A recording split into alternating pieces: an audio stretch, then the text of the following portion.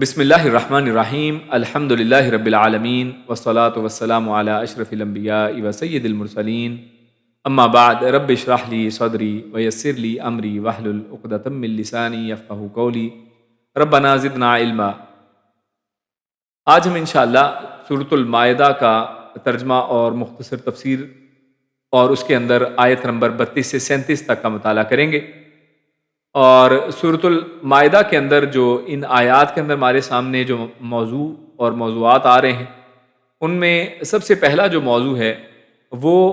محاربت کا ایک جرم ہے۔ اللہ رب العزت نے اس کا ذکر کیا ہے،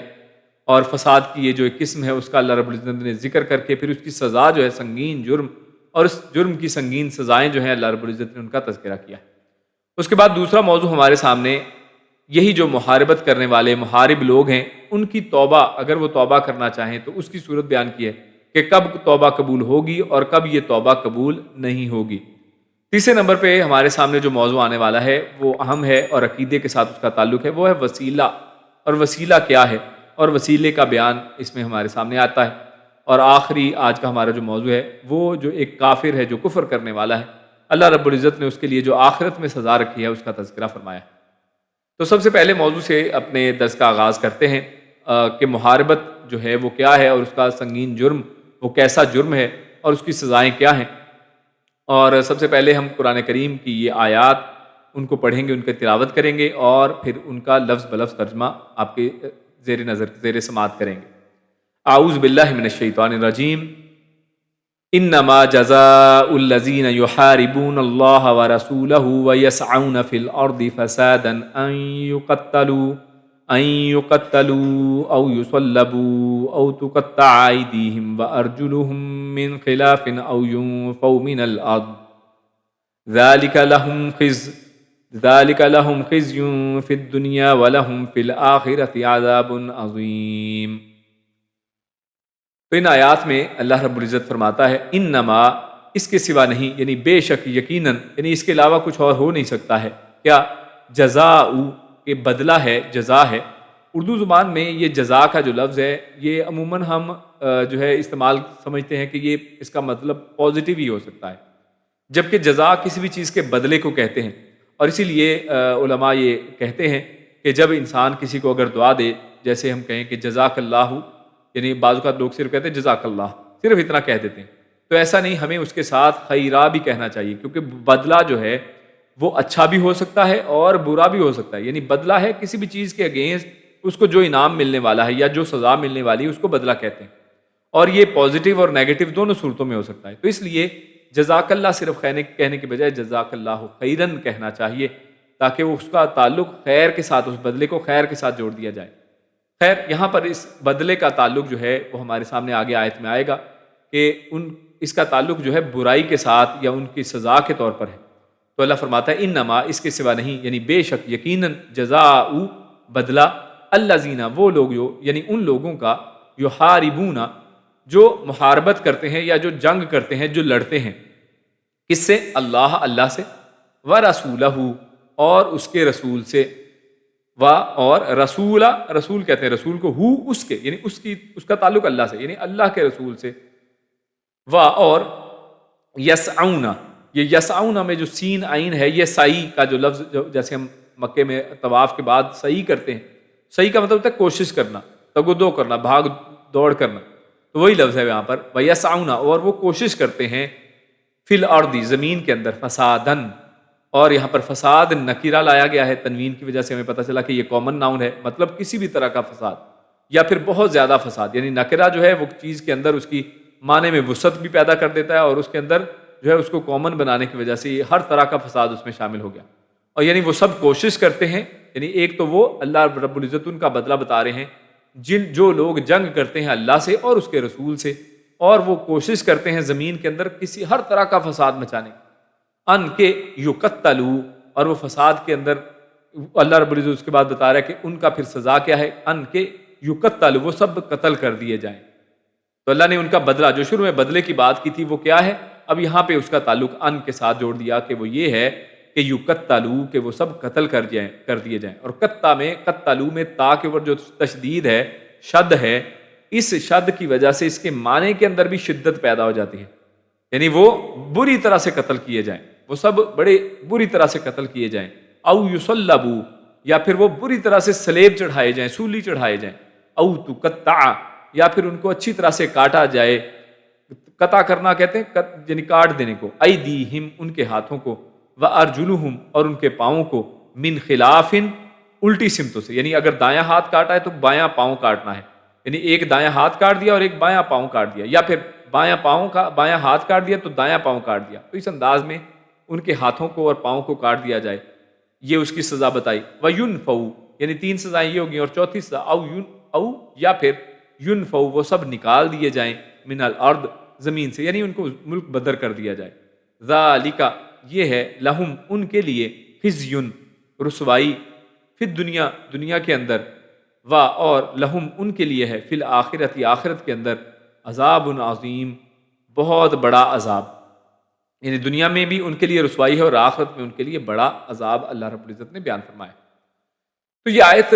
بڑی ہی اہم آیت ہے، اور اس میں اللہ رب العزت نے محاربت کی بات کی ہے، اور اسی نسبت سے، اسی تعلق سے اس آیت کو آیت محاربہ بھی کہا جاتا ہے، یعنی وہ آیت جس کے اندر حرب کی بات کی گئی ہے، حرب کا ذکر کیا گیا ہے۔ تو یہ اصل میں محاربہ اور محاربت یہ کیا ہے، اس کو ہم سمجھتے ہیں تو اصل میں اللہ اور اس کے رسول صلی اللہ علیہ وسلم کے ساتھ محاربت کے مرتکب لوگ وہ ہیں جو منظم اور مسلح جتھے، یعنی جیسے تفسیر احسن البیان میں اس کو واضح طور پہ بیان کیا گیا ہے، اور آگے ہمیں اور بھی پتہ چلے گا کہ یہ وہ لوگ ہیں کہ جو بڑے منظم انداز میں اور ساتھ مسلح انداز میں یہ جتھوں کے اور گروپس کی شکل میں ہوتے ہیں، اور جو اللہ اور اس کے رسول کے ساتھ جو ہے عداوت اور بغض رکھتے ہیں، اور اس کے ساتھ دشمنی رکھتے ہیں، اور قتل و غارت کرتے ہیں، کفر کرتے ہیں، لوٹ مار کرتے ہیں، اور شاہراہوں کو یا راستوں کو غیر محفوظ بنانے کا ارتکاب کرتے ہیں کہ لوگ ان شاہراہوں پر سفر کرنا ہی بند کر دیں، جیسا کہ تفسیر سعدی میں اس طرح سے اس کا معنی اور مفہوم بیان کیا گیا ہے۔ تو لہٰذا ویسے تو آپ دیکھیں کہ جو حرب ہے، حرب کا تعلق اللہ رب العزت نے قرآن کریم کے اندر کہ اللہ اور اس کے رسول کے ساتھ جنگ، حرب جنگ کو کہتے ہیں عمومی طور پر، تو یہ لفظ اللہ رب العزت نے قرآن کریم کے اندر سورۃ البقرہ کے آخر میں ہم نے پڑھا تھا، ہم پڑھ آئے ہیں کہ اللہ رب العزت نے جو لوگ سود کا کاروبار کرتے ہیں ان کے حوالے سے یہ لفظ استعمال کیا ہے کہ اللہ رب العزت اور اس کے رسول کے ساتھ جنگ ہے۔ جو شخص جو ہے سود کا کاروبار کرتا ہے، سود لیتا ہے، سود دیتا ہے، تو اصل میں وہ اللہ اور اس کے رسول کے ساتھ جنگ کرنے والا ہے۔ اسی طرح اللہ اور اس کے رسول کی نافرمانی کرنے والا، وہ بھی اصل میں اللہ اور اس کے رسول کے ساتھ جنگ کرنے والا ہی ہوتا ہے، یعنی ایک اپنے انداز میں۔ اسی طرح جو اللہ اور اس کے رسول کی کھلے عام نافرمانی کرے اور اس کی بلکہ اس کی بغاوت اور اس کے خلاف عمل کرے، لوگوں کو اس کے خلاف بھڑکائے، اس کے خلاف باتیں چیتے کرے، اور اسلام کے اندر یا اللہ اور اس کے رسول کی باتوں کے خلاف اپنی باتیں لے کر آئے، یا اس کے نظریات کے سامنے اللہ اور اس کے رسول کی جو باتیں قرآن و سنت ہے اس کے مقابلے کے اندر وہ اپنے فلسفے اور اپنی کتابیں پیش کرے،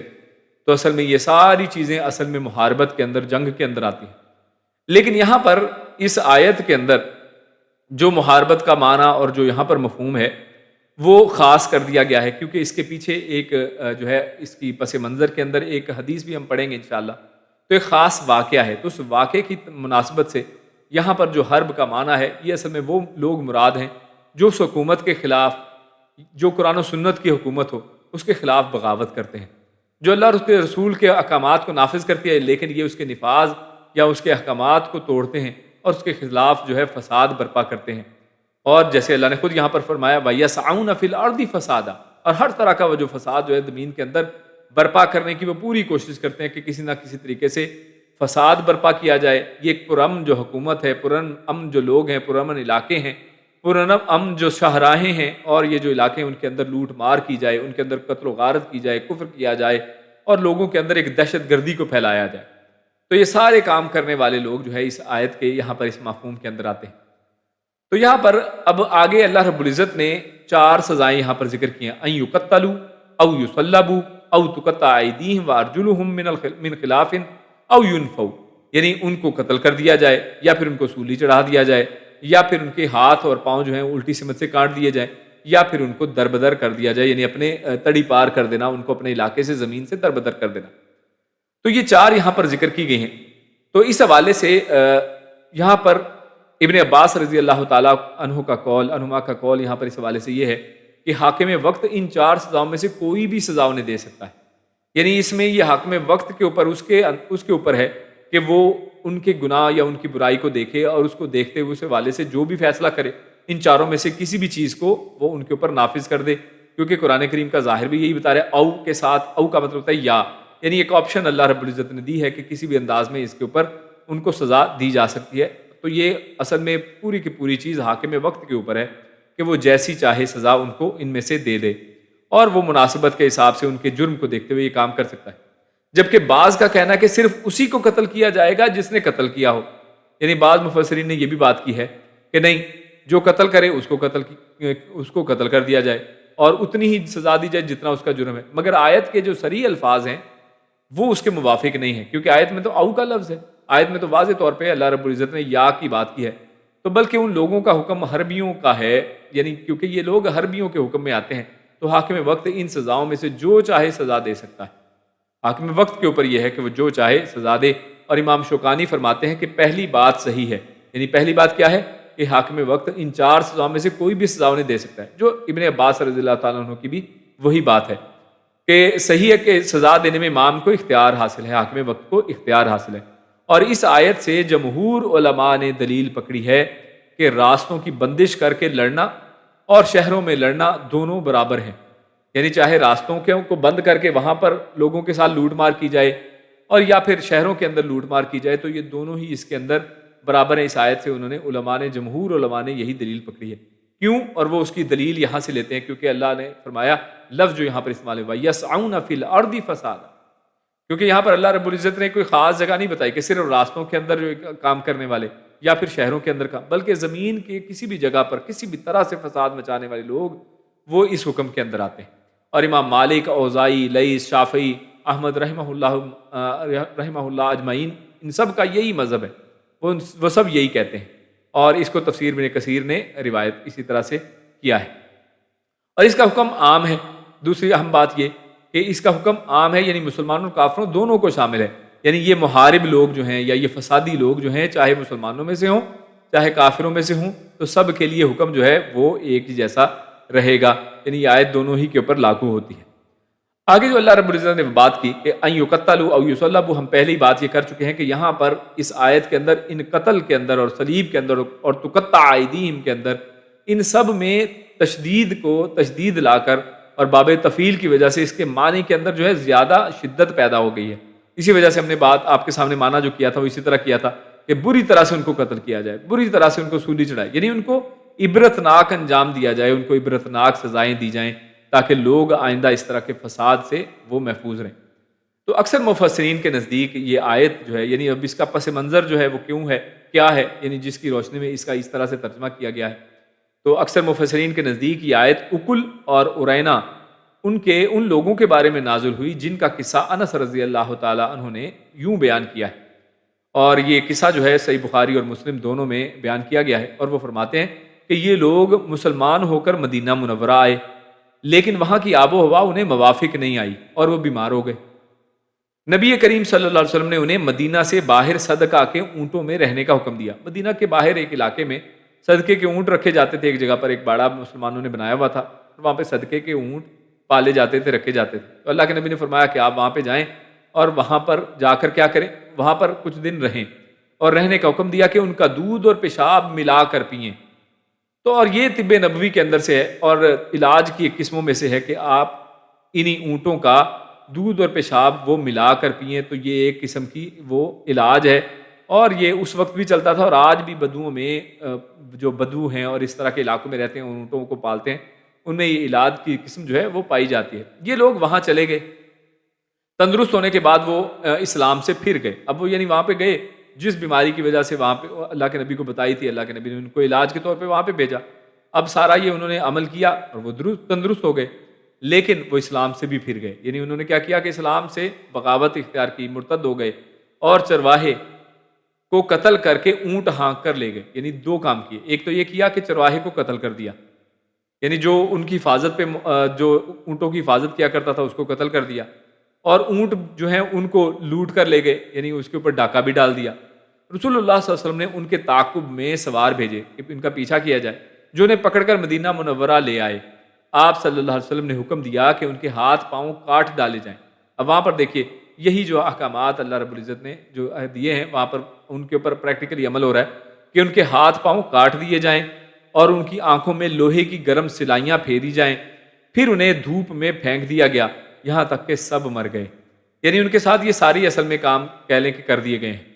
یعنی ان کو قتل بھی کر دیا گیا، ان کے ہاتھ پاؤں بھی کاٹ دیے گئے، اور اس کے اندر ایک جو اضافہ وہ یہ ہے کہ ان کے آنکھوں میں لوہے کی گرم سلائیاں پھیر دی گئیں اور پھر ان کو مرنے کے لیے پھیر دیا گیا، ان کی کوئی توقیر کوئی عزت نہیں ہے۔ اور صحیح مسلم کی جو حدیث ہے اس کے اندر کچھ الفاظ اس طرح سے ہیں کہ آپ نے گرم سلائیاں پھیرنے کا حکم اس لیے دیا تھا کہ انہوں نے چرواہے کے ساتھ بھی یہی سلوک کیا تھا۔ یعنی کوئی کہہ سکتا ہے نا کہ بھی یہاں پر تو یہ حکم نہیں ہے گرم سلائیاں پھیرنے کا، تو یہ کیوں کیا گیا؟ تو اصل میں انہوں نے جو عمل اس کے ساتھ کیا تھا چرواہے کے ساتھ، تو اللہ کے نبی نے اس کو ایز اٹ از ان کو بھی ویسا ہی کیا، یعنی اس کا بدلہ اسی طرح سے دیا گیا۔ تو اللہ رب العزت نے آخر میں جو فرمایا ذالک لہم خزی فی الدنیا ولہم فی الآخرۃ عذاب عظیم، تو ایک تو یہ کہ دنیا کے اندر تو یہ سزا ان کو دی ہی جائے گی، یعنی کتنا بڑا جرم ہے یہ اس طرح کی محاربت، مسلمانوں کے اندر فساد پھیلانا، ایک اسلامی حکومت کے اندر فساد برپا کرنا، سڑکوں کے اوپر ایک دہشت گردی کا ماحول کہ لوگ آنا جانا چھوڑ دیں، لوگ اپنے آپ کو محفوظ نہ سمجھیں اور ڈکیتیاں کرنا اور اس طرح کے کام کرنا، یہ کتنا بڑا جرم ہے کہ اللہ رب العزت نے ایک تو ان کے لیے دنیا کے اندر 4 سزائیں حاکم وقت کو دے دی ہیں کہ تم جیسا چاہو کرو، لیکن یہ نہیں ہے کہ چلو دنیا میں سزا مل گئی آخرت میں کچھ نہیں ہوگا۔ اللہ فرماتا ہے کہ یہ تو اتنی بڑی سزا ہے کہ لہم خزی فی الدنیا، کہ دنیا کے اندر تو وہ رسوا ہوئے ہی ہیں، وَلَهُمْ فِي الْآخِرَةِ عَذَابٌ عَظِيمٌ، کہ آخرت کے اندر بھی ان کے لیے بہت بڑا عذاب جو ہے وہ اللہ نے تیار کر کے رکھا ہوا ہے۔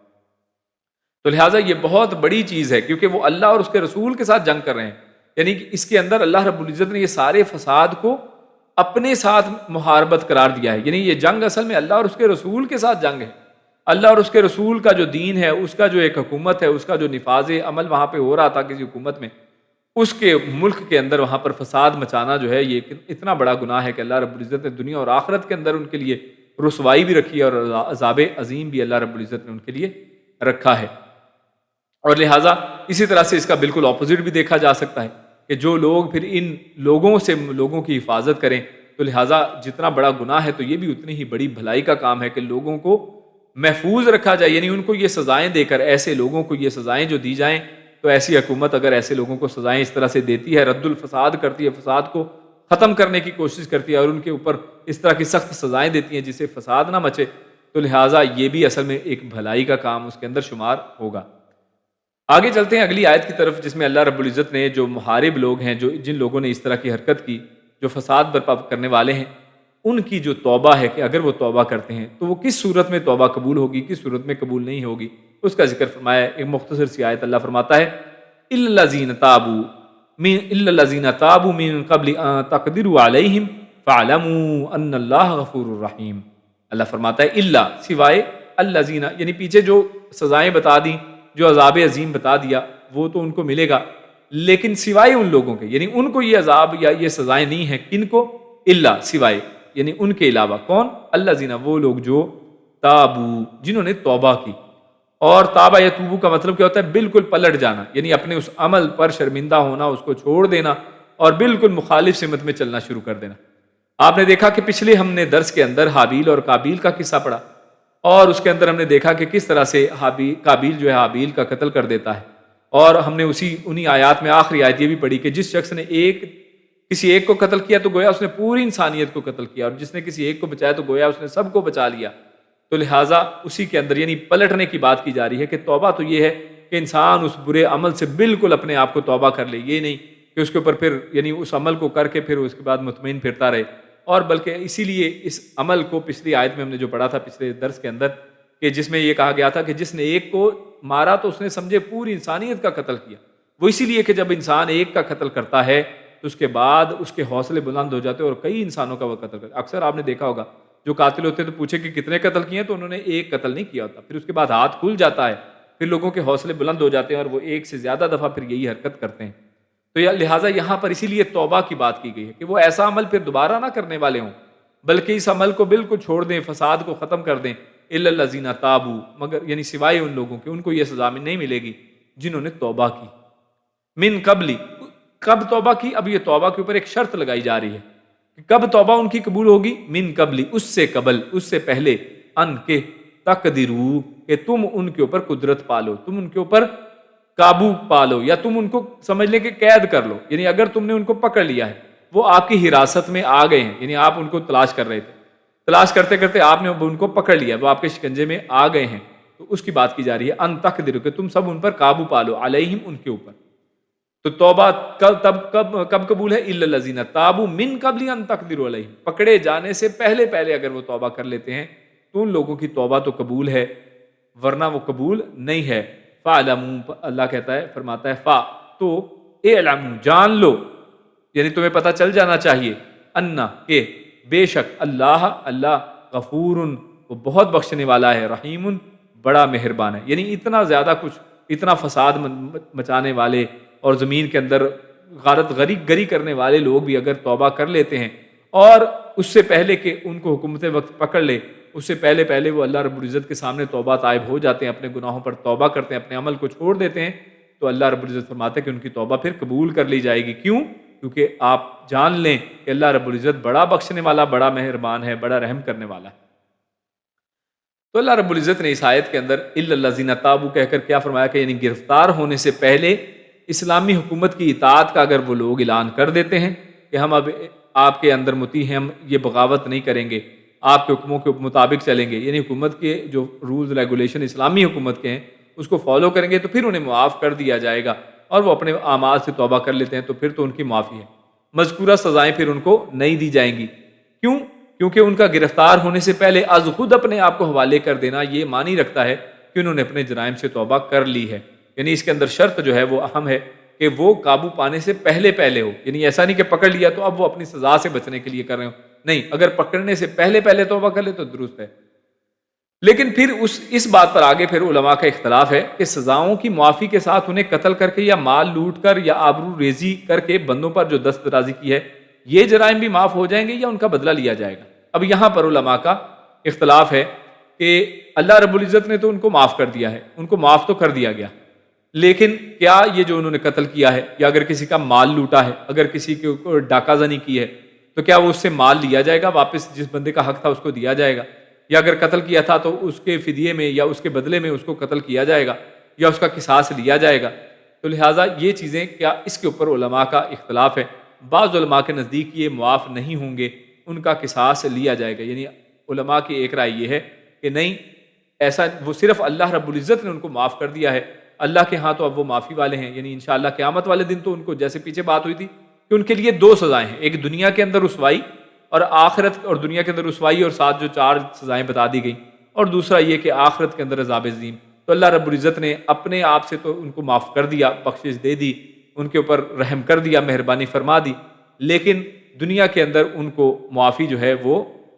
یہ ہے کہ ان کو، کیونکہ انہوں نے لوگوں کے حقوق، بندوں کے حقوق مارے ہیں، کسی بندے کو قتل کیا ہے تو لہٰذا ان کا قصاص لیا جائے گا. تو یہ بعض کی رائے ہے، بعض علماء کی یہ رائے. لیکن اللہ رب العزت جو آخر میں فَاعْلَمُوا أَنَّ اللَّهَ غَفُورٌ رَحِيمٌ، تو ابن کثیر اور شوکانی رحمہ اللہ ان کا رجحان اس طرف ہے کہ مطلقاً انہیں معاف کر دیا جائے گا. یعنی ابن کثیر فرماتے ہیں اور اس طرح شوکانی فرماتے ہیں کہ اصل میں یہ ایسا نہیں ہے جیسے بعض علماء نے کہا ہے کہ ان کا قصاص لیا جائے، بلکہ ان کو مکمل طور پہ معافی مل گئی ہے کیونکہ اللہ نے ان کو معاف کر دیا ہے. انہوں نے آیت کے ظاہر الفاظ کا تقاضا یہی بتایا، وہ کہتے ہیں کہ آیت کا ظاہر یہی بتاتا ہے کہ ان کو پھر ہر طرح سے معاف کر دیا جائے گا، کیونکہ ساتھ ایک شرط لگا دی کہ اگر پکڑے جانے سے پہلے پہلے توبہ کر لیتے ہیں تو اللہ کی طرف سے پھر ان کو معافی دے دی گئی ہے، کیونکہ یہ ساری سزائیں بھی کس کی طرف سے ہیں؟ اللہ کی طرف سے ہیں. تو معافی بھی کس کی طرف سے آ رہی ہے؟ وہ اللہ ہی کی طرف سے آ رہی ہے. تو البتہ گرفتاری کے بعد توبہ سے جرائم معاف نہیں ہوں گے، وہ مستحق سزا جو ہیں وہ ہوں گے. تو لہٰذا اس میں علماء کی 2 آراء پائی جاتی ہیں اور دونوں کا احترام ہے اپنی جگہ پر. تو دونوں ہی کے پاس دلائل جو ہے قرآن کریم ہی کے اندر سے ہیں. اسے آگے چلتے ہیں. اللہ رب العزت نے اگلی آیت کے اندر ایک عقیدے کا پہلو جو ہے اس کو واضح کیا ہے. اللہ رب العزت وسیلہ جو ہے اس کا بیان یہاں پر اس آیت میں آئے گا، تو ہم اس کو انشاءاللہ سمجھنے کی کوشش کریں گے. اللہ فرماتا ہے فَاعْلَمُوا، پس تم سب جان لو، ان اللہ، کہ بے شک اللہ، غفور الرحیم، وہ بڑا بخشنے والا، بڑا مہربان ہے. یہ ہم پڑھ چکے ہیں. یا ایھا الذین آمنوا، اے لوگو جو ایمان لائے ہو، اتقوا اللہ، یا ایھا الذین آمنوا اتقوا اللہ وابتغوا الیہ الوسیلۃ وجاہدوا فی سبیلہ لعلکم تفلحون. اے لوگو جو ایمان لائے ہو، آمنو سب ایمان لاؤ، اتقوا اللہ یعنی ایمان والو تم، اے لوگو جو ایمان لائے ہو، اتقوا اللہ اللہ سے ڈر جاؤ۔ ایمان والوں کو اللہ رب العزت بیان فرما رہا ہے کہ تم اللہ سے ڈرو، وابتغوا اور تم سب تلاش کرو، الیہ اس کی طرف، الوسیلہ وسیلے کو تلاش کرو، وجاہدوا اور جہاد کرو، فی سبیلہ اس کے راستے میں، لعلکم تفلحون تاکہ تم فلاح پا جاؤ۔ تو ایک مختصر سی آیت ہے، اللہ رب العزت نے اس آیت کے اندر ایک جو ہے وسیلے کی بات کی ہے، اور وسیلے سے پہلے اللہ رب العزت نے ایمان والوں کو مخاطب کر کے تقوی کی بات سمجھائی ہے کہ تم اللہ سے ڈرو، اور اللہ سے ڈرتے ہوئے تم اللہ کے ہاں وسیلہ تلاش کرو، اور اس کے ساتھ ساتھ یہ بھی بتا دیا وجاہدوا فی سبیلہ، یعنی اور اللہ کے ہاں جہاد، یعنی اللہ کے قرب کا، اللہ کے تقوی کا ایک ذریعہ، اللہ کے ہاں وسیلے کا ایک ذریعہ کیا ہے؟ جہاد فی سبیل اللہ، اللہ رب العزت نے یہیں پر بیان فرما دیا ہے۔ تو اس آیت کے اندر جو اصل میں وسیلہ کا ذکر ہے، تو اصل میں یہ وسیلہ ہے کیا؟ تو اس کا لفظی معنی ہوتا ہے قرب تلاش کرنا، قریب ہونا، یعنی مراد ہر وہ چیز جس سے اللہ تعالیٰ کا قرب حاصل ہو جائے تو وہ وسیلہ کہلاتی ہے۔ یعنی شریعت کے اندر جب وسیلہ کا لفظ استعمال کیا جو مطلب یہ ہر وہ چیز جس کے ذریعے سے اللہ کا قرب حاصل ہو جائے وہ وسیلہ کہلائے گی، کیونکہ اللہ کے قرب کے حصول کے لیے اب رسول اللہ صلی اللہ علیہ وسلم کی اطاعت کے سوا کوئی وسیلہ نہیں ہے۔ یہ بڑا اہم نکتہ ہے کہ آج اس دنیا کے اندر یعنی اب ہمارے سامنے اللہ کے قرب حاصل کرنے کا وسیلہ کیا ہے؟ کہ ہم خود اپنی طرف سے گھڑیں گے یا تلاش کریں گے؟ بلکہ اس کی تلاش کہاں سے ہوگی؟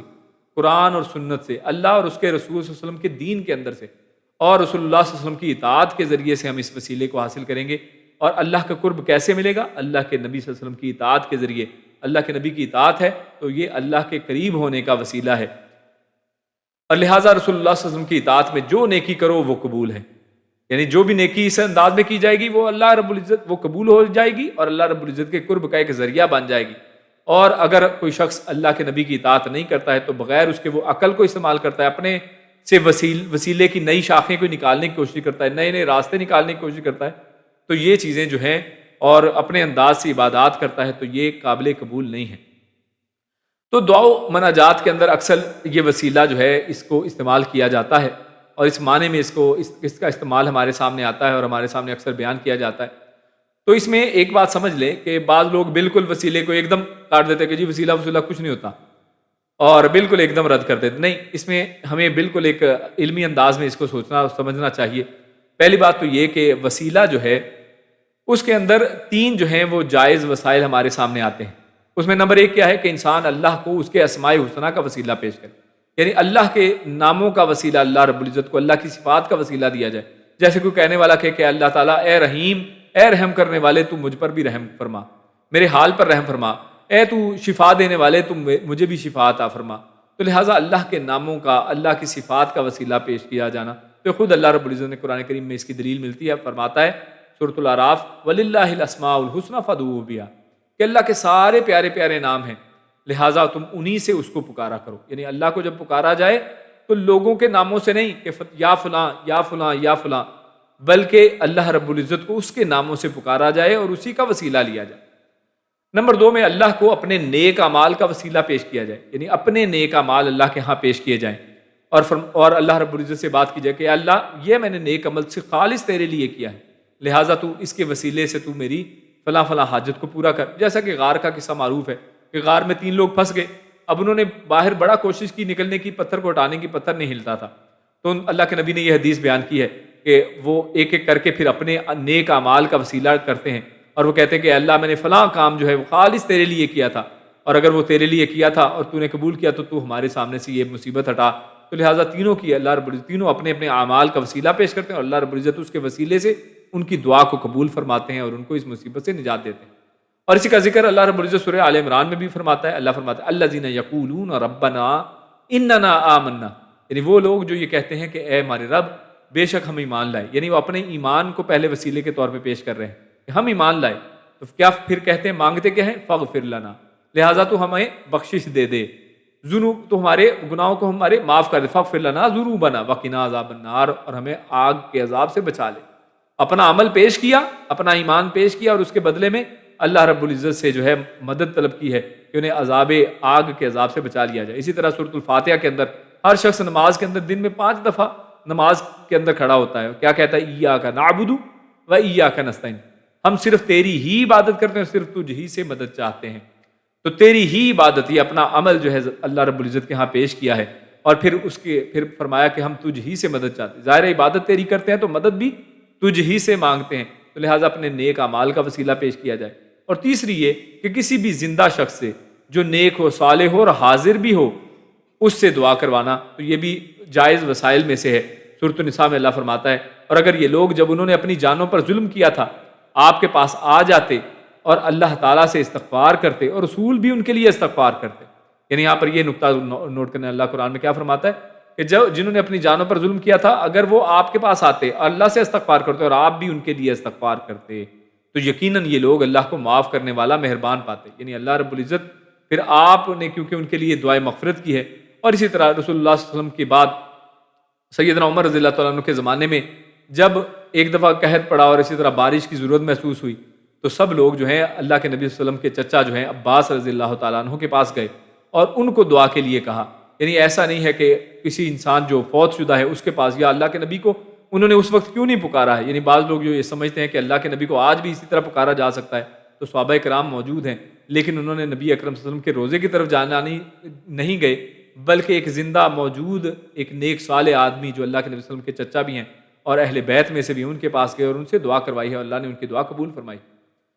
لیکن کسی زندہ یا مردہ کا نام لے کر کہنا کہ یا اللہ فلاں کے وسیلے یا تو فعل ہماری دعا قبول فرما، یہ نہ قرآن سے ثابت ہے نہ صحیح حدیث سے ثابت ہے۔ اور اسی طرح امام ابو حنیفہ رحمہ اللہ کا تو قول شرح العقیدہ الطحاویہ صفحہ نمبر 234 پر یہ مذکور ہے کہ وہ کہتے ہیں کہ مکروہ ہے کہ دعا کرنے والا یوں کہے کہ میں بحق فلاں یا بحق انبیاء و رسل تیرے یا بیت حرام یعنی مشر حرام تجھ سے سوال کرتا ہوں۔ یعنی یہ چیز مکروہ ہے کہ انسان فلاں کا وسیلہ لے یا کسی نبی کا یا کسی رسول کا یا بیت حرام کا یا جو مشر حرام ہے یعنی جو شاعر ہیں جیسے صفا ہے، مروہ ہے، عرفہ ہے، اس طرح کی چیزوں کا، یعنی ان کا نام لے کر اگر کوئی وسیلے کے ساتھ کوئی سوال کرتا ہے تو یہ مکروہ ہے، یہ جائز نہیں ہے۔ وسیلہ ایک اور اسی طرح رسول اللہ صلی اللہ علیہ وسلم کی حدیث سے میں پتہ چلتا ہے کہ وسیلہ ایک مقام کا نام بھی ہے، اور اس میں بھی قرب کا معنی ہی ملحوظ ہے۔ عمر بن عاص رضی اللہ تعالیٰ بیان کرتے ہیں کہ انہوں نے رسول اللہ صلی اللہ علیہ وسلم سے سنا کہ جب تم مؤذن کو سنو تو اسی طرح کہو جس طرح وہ کہتا ہے، پھر مجھ پر درود بھیجو، جس نے مجھ پر ایک بار درود پڑھا اللہ تعالیٰ اس پر 10 بار رحمت نازل فرمائے گا، پھر میرے لیے وسیلے کی دعا کرو۔ وسیلہ جنت کا وہ مقام ہے جو اللہ کے بندوں میں سے صرف ایک ہی کو نصیب ہوگا، اور مجھے امید ہے کہ وہ بندہ میں ہوں گا، لہٰذا جس نے میرے لیے وسیلے کی دعا کی تو اس کے لیے میری شفاعت واجب ہو جائے گی۔ تو قیامت والے دن اللہ کے نبی صلی اللہ علیہ وسلم کی یہ شفاعت جو ہے، اور یہ وسیلہ ایک مقام ہے، مقام محمود ہے، تو یہ جنت کے اندر ایک مقام کا نام بھی ہے، جیسے اس صحیح مسلم کی حدیث میں ہمارے سامنے آتا ہے۔ تو اللہ کا قرب یعنی وسیلہ اتنی بڑی نعمت ہے کہ جو شخص اللہ کے جتنا قریب ہے اس سے مزید قرب کی وہ دعا کرتا رہتا ہے، مزید قرب کی کوشش کرتا رہے۔ اسی لیے اللہ رب العزت یہاں پر فرمایا کہ اے لوگو جو ایمان لائے ہو اللہ سے ڈرو، اور جو اللہ سے ڈرنے والا ہے وہ کیا کرتا ہے؟ وَابْتَغُوا إِلَيْهِ الْوَسِيلَةَ، وہ مزید اللہ کے قرب کے لیے اس کو وسیلے تلاش کرتا رہتا ہے کہ کس طرح سے مزید قرب حاصل ہو، کس طرح سے میں کون سے اعمال کروں، میں کیا کروں کہ جس سے اللہ رب العزت کا قرب حاصل ہو جائے۔ تو سورہ بنی اسرائیل میں اللہ رب العزت فرماتا ہے کہ جنہیں یہ لوگ پکارتے ہیں خود وہ اپنے رب کے تقرب کے جستجو میں لگے رہتے ہیں۔ یعنی جن لوگوں کو آج لوگوں نے اپنے لیے یعنی بعض جہالاء نے یہ کام کیا کہ لوگوں کو وسیلہ سمجھ لیا کہ آپ ان لوگوں کے وسیلے سے اوپر جا سکتے ہیں، ان لوگوں کے قرب کے اور ان کے تعلق سے ہم اللہ رب العزت کا قرب حاصل کر سکتے ہیں، تو اللہ رب العزت نے ان کا رد خود اس بنی اسرائیل کے اندر فرما دیا ہے۔ اللہ فرماتا ہے کہ جنہیں یہ لوگ پکارتے ہیں خود وہ اپنے رب کے تقرب کی جستجو میں جائے، یعنی یہ لوگ تو خود اولیاء اللہ جو ہیں اللہ رب العزت کا وسیلہ تلاش کرتے رہتے ہیں، نیک اعمال کرتے رہتے ہیں، اپنے اعمال کے ذریعے سے وہ اللہ رب العزت کا قرب حاصل کرنے کی کوشش میں لگے رہتے ہیں کہ ان میں سے کون زیادہ نزدیک ہو جائے۔ وہ خود اس کی رحمت کی امید رکھتے ہیں اور اس کے عذاب سے خوفزدہ رہتے ہیں، اور یہ لوگ ان کے در در پہ جا کے ٹھوکریں کھاتے ہیں۔ یعنی خالص اللہ کی طرف جانے کی بجائے اور اللہ کا قرب اطاعت رسول اللہ کے ذریعے تھا اس کو چھوڑ کر یہ ان لوگوں کو پکارنا شروع کر دیتے ہیں۔ تو اللہ رب العزت نے اس کا رد اس آیت میں کیا ہے۔ اسی طرح اللہ تعالیٰ فرماتا ہے لیکن اللہ کا قرب حاصل کرنے کے لیے خود ساختہ اور شرک پر مبنی طریقے کی اللہ نے خود ایک اور جگہ سورۃ الزمر میں بھی نشاندہی فرمائی ہے۔ اللہ فرماتا ہے الا للہ الدین الخالص، یعنی خبردار ہو جاؤ اللہ ہی کے لیے خالص دین ہے۔ خالص دین صرف اللہ ہی کے لیے خالص عبادت جو ہے وہ صرف اللہ ہی کو لائق ہے۔ والذین اتخذون من دونہ اولیاء، اور جن لوگوں نے اس کے سوا اولیاء بنا رکھے ہیں، ما نعبدہم الا لیقربونا الی اللہ زلفیٰ، یہ لوگ اللہ کے علاوہ ان کو اس لیے پکارتے ہیں کہ یہ اللہ رب العزت کے ان کو قریب کر دیں گے، یعنی ان کا ان اولیاء کو پکارنا، ان کی عبادت کرنا، ان کا مقصد صرف یہی ہوتا ہے کہ ہم ان کو خوش کر لیں گے تو یہ ہمیں اللہ رب العزت کے قریب کر دیں گے، اور وہ یہ اصل میں ان کے لیے گمان رکھتے ہیں۔ ان اللہ یحکم بینہم فیما ہم فیہ یختلفون، لیکن اللہ رب العزت جس میں یہ اختلاف کر رہے ہیں اللہ ان کا فیصلہ کر کے رہے گا۔ یہ لوگ جس بارے میں اختلاف کر رہے ہیں ان کا فیصلہ ہوگا، کیوں؟ ان اللہ لا یہدی من ہوا کاذب کفار، اور اللہ رب العزت جو ہے وہ ہدایت نہیں دیتا من ہوا کاذب، جو جھوٹا ہو اور جو کفار اور جو ناشکرا ہو، کیونکہ یہ شخص اللہ کو چھوڑ کر کسی غیر اللہ کی طرف جا رہا ہے، تو اللہ رب العزت نے فرمایا یہ ناشکری ہے، یہ کفر ہے کہ انسان ایک جھوٹ بولے، ایک تو اپنے پاس سے گھڑے کہ یہ شخص مجھے اللہ کے قریب کر دے گا، بلکہ ایسے لوگوں کے سے ہاں قرآن و سنت کی تربیت اور تعلیم اور اطاعت رسول تو لی جائے اور تربیت تو لی جائے، لیکن یہ سمجھا جائے کہ یہ مجھے پار کروا دیں گے، یہ مجھے جیسے کہتے ہیں نا کہ یہ میری کشتی ڈوبی ہوئی کشتی کو پار لگا دیں گے، تو ایسی بات نہیں ہے۔ آگے اللہ فرماتے ہیں آخر میں وجاہدوا فی سبیلہ لعلکم تفلحون، اس آیت میں اللہ تعالیٰ کے تقوی کا اور اس کا قرب حاصل کرنے کا حکم دینے کے بعد اللہ نے جہاد کا حکم دیا ہے۔ معلوم ہوا کہ اللہ کا تقوی اور اس کا قرب حاصل کرنے کا ذریعہ اس کی راہ میں جہاد ہے، یعنی تقوی کا ایک اور قرب کا ایک ذریعہ جہاد بھی ہے، جس کا خود اللہ نے یہاں پر ذکر کر دیا، یعنی ایک عمل کی بات اللہ نے کی ہے، یہاں پر کسی شخص کی بات نہیں کی ہے کہ فلاں کے ذریعے سے وسیلہ حاصل کرو، بلکہ اللہ رب العزت نے یہاں پر ایک عمل کی بات کی ہے کہ جہاد کے ذریعے سے اللہ کا قرب حاصل کیا جائے۔ اور جہاد کسے کہتے ہیں؟ کافروں کے ساتھ لڑائی میں اپنی پوری طاقت، یعنی کوشش کرنے کو کہتے ہیں نا، تو کافروں کے ساتھ لڑائی میں اپنی پوری طاقت صرف کرنے کا، مال سے، جان سے، اپنی رائے سے، اپنی زبان کے ذریعے سے، اور اللہ کے دین کی مدد میں اپنی جتنی کوشش ہے اتنی کوشش کرنے، اتنی صحیح کرنے کو جہاد کہتے ہیں۔ اور اس لیے کہ عبادت کی یہ قسم تمام طاعات میں، تمام عبادتوں میں سب سے زیادہ جلیل القدر اور قربات میں سب سے افضل ہے، یعنی اس سے زیادہ اللہ کے قریب کرنے والی کوئی چیز نہیں ہے۔ نیز یہ کہ جو اس کی ادائیگی کا اہتمام کر لیتا ہے وہ دیگر فرائض و عبادات بھی بطریقے اولا بجا لاتا ہے، یعنی جو لوگ جہاد کے اندر جاتے ہیں تو نماز روزے کی تو آپ ان سے یعنی بات دیکھیں کہ وہ کتنا بلند درجے کا، اعلیٰ درجے کا کرتے ہوں گے، اور جن سے نماز نہیں پڑھی جاتی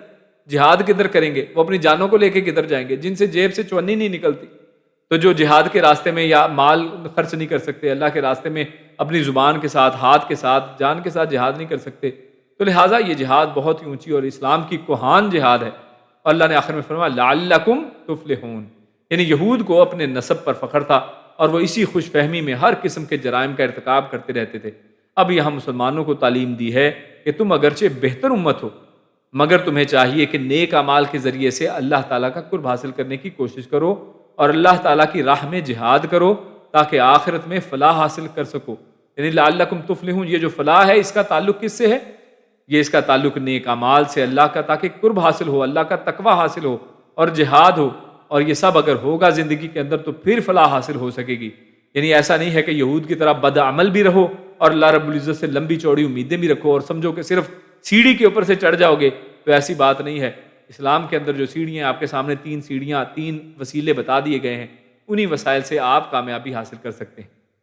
تو آخر میں مختصراً جو کافر کی اللہ رب العزت نے اخروی سزا رکھی ہے اس کا تذکرہ اللہ رب العزت فرماتا ہے۔ اللہ فرماتا ہے ان الذین کفروا، بے شک وہ لوگ جنہوں نے کفر کیا، لو ان لہم ما فی الارض جمیعا، لو اگر، انا یعنی یقیناً، لہم ان کے لیے، ما فی الارض جو زمین میں ہے، جمیعاً سب کا سب ہوتا، ومثلہ اور اس کے برابر بھی، معہ اس کے ساتھ، یعنی زمین کے اندر پلس ایڈیشنل، لیفتدوا بہ کہ وہ فدیے اپنی یعنی گردن چھڑانے کے لیے، فدیہ کہتے ہیں گردن چھڑانا، تاکہ وہ بدلے میں گردن چھڑانے کے لیے اس کو فدیہ دے دیں، بھی اس کو، من عذاب یوم القیامہ کہ وہ عذاب سے قیامت والے دن، ما تقبل منہم، ما نہیں تقبل قبول کیا جائے گا، منہم ان سے، یعنی وہ پوری زمین اور اس زمین کے برابر اور بھی اگر سارا کچھ جو ہے اللہ کے ہاں اپنی جان بچانے کے لیے دینا چاہیں یہ کفار، تو قیامت والے دن قبول نہیں کیا جائے گا۔ وَلَهُمْ عَذَابٌ علیم، اور ان کے لیے دردناک عذاب ہے۔ یریدون، وہ یہ چاہتے ہیں، ان کہ یخرجوا کہ وہ سب نکل جائیں، من النار، آگ سے، یعنی وہ سمجھتے ہیں کہ آگ سے نکل جائیں، آج وہ چاہتے ہیں کہ آگ سے نکل جائیں۔ وما ہم بخارجین منہا، وا اور ما نہیں ہم وہ، بخارجین نکل سکیں گے، منہا اس میں سے نہیں وہ نکلنے والے ہوں گے اس آگ میں سے، وَلَهُمْ عَذَابٌ مُقِيمٌ، اور ان کے لیے ہے عذاب مقیم، قائم رہنے والا، یعنی وہ جو ٹلنے والا نہیں ہے، ہمیشگی کا عذاب ان کے لیے ہے۔ تو یہ دو آیات مختصراً ان کی تفسیر آپ کے سامنے رکھیں گے، اور یہ پہلے ہم پڑھ چکے ہیں ان آیات کو، ان الذین کفروا لو ان لہم ما فی الارض۔ تو سورہ آل عمران کی آیت نمبر 91 میں ہی اس کی یہ سیم اسی کی طرح کی آیت پہلے گزر چکی ہے، کہ جس میں ہمارے سامنے آ کہ اگر وہ سب کچھ بھی دینا چاہیں قیامت والے دن اپنی جان بچانے کے لیے تو ان کے لیے یہ کام نہیں آئے گا۔ انس رضی اللہ تعالیٰ عنہ سے روایت ہے کہ نبی اکرم صلی اللہ علیہ وسلم نے فرمایا قیامت کے دن اللہ تعالیٰ اس شخص سے کہے گا جسے آگ والوں میں سب سے ہلکا عذاب ہوگا کہ اگر زمین میں جو بھی چیز ہے تمہاری ہو تو کیا تم اپنی جان چھڑانے کے لیے وہ دے دو گے؟ وہ کہے گا ہاں، تو اللہ تعالیٰ فرمائے گا میں نے تم سے اس سے کہیں زیادہ آسان چیز کا مطالبہ کیا تھا، یعنی اب تو تم اتنا دینے کی بات کر رہے ہو، جب تم آدم کی پشت میں تھا کہ میرے ساتھ کسی کو شریک نہ کرنا، مگر تم میرے ساتھ شریک بنانے بغیر مانا ہی نہیں، یعنی میں صرف شرک سے روکا تھا، آج تو پوری دنیا دینے کے اوپر آیا ہوا اپنی جان بچانے کے لیے، میں نے صرف شرک سے روکا تھا، تو اس سے نہیں رکا۔ اسی طرح دوسری حدیث صحیح مسلم کی، اس میں آتا ہے کہ ایک جہنمی کو جہنم سے نکال کر اللہ کی بارگاہ میں پیش کیا جائے گا، اللہ تعالیٰ اس سے پوچھے گا تو نے اپنی آرام گاہ کیسی پائی؟ تو وہ کہے گا بدترین آرام گاہ، یعنی جہنم کس کو پسند ہوگی؟ اللہ فرمائے گا کیا تو زمین بھر سونا فدیہ دے کر اسے چھٹکارا حاصل کرنا پسند کرے گا؟ وہ جواب یعنی مثبت میں سر ہلائے گا، اللہ فرمائے گا کہ میں، یعنی وہ مثبت میں جواب دے گا، اللہ فرمائے گا میں نے تو دنیا میں اس سے بھی بہت کم کا تجھ سے مطالبہ کیا تھا، تو نے وہاں کی پرواہ نہیں کی اور اسے دوبارہ جہنم میں ڈال دیا جائے گا۔ یعنی یہ نماز، روزہ، یہ توحید، یہ شرک سے بچنا، یہ کتنی آسان چیزیں ہیں، اس کے سامنے جو جہنم اور قیامت والے دن وہ شخص باہر نکلنے کے لیے دینا چاہتا ہے جو وہ دے ہی نہیں سکتا، جو اس کے نہ اس کا مالک ہے۔ لہٰذا ہمیں چاہیے کہ آج ہی ہم اپنے آپ کو درست کر لیں۔ اور آخری آیت میں اللہ نے فرمایا یریدون ان یخرجوا من النار وما هم بخارجین منها، یہ آیت کفار کے بارے میں ہے، جیسا کہ اوپر کی آیت میں ان کا صاف ذکر کیا گیا، یعنی رہے گناہگار، یعنی کفار جو ہیں وہ بالکل اس سے نکل نہیں سکتے، وہ ہمیشہ اس میں رہیں گے، لیکن جو مسلمان ہیں اور ان سے لیکن گناہ سرزد ہوئے ہیں، شرک نہیں کرتے تھے، تو صحیح حدیث میں ہے کہ انہیں گناہوں کی سزا بھگت لینے کے بعد جہنم سے نکال لیا جائے گا۔ ہاں، جو کفار ہیں وہ جتنے مرضی اچھے کام کرتے رہیں، اگر اس نے اسلام قبول نہیں کیا ہے، شرک کے اوپر مرا ہے، تو لہٰذا اس کی سزا جو ہے وہ ہمیشگی کی جہنم میں کبھی بھی وہاں سے نہیں نکلے گا۔ مسلمانوں کو وہاں پر اپنا سزا بھگتنے کے بعد اللہ رب العزت اپنی رحمت سے ان کو باہر نکال لے گا۔ اللہ رب العزت سے دعا ہے کہ اللہ رب العزت ہم سب کو جہنم کے عذاب سے محفوظ فرمائے۔ اللہ رب العزت ہم سب کو نیک عمل اور اچھی سمجھ کی توفیق عطا فرمائے۔ سبحان ربک رب العزت عما یصفون وسلام علی المرسلین والحمد للہ رب العالمین۔ جزاکم اللہ خیرا وبارک اللہ فیکم۔ سبحانک اللہم وبحمدک، اشہد ان لا الہ الا انت، استغفرک واتوب الیک۔ السلام علیکم ورحمۃ اللہ وبرکاتہ۔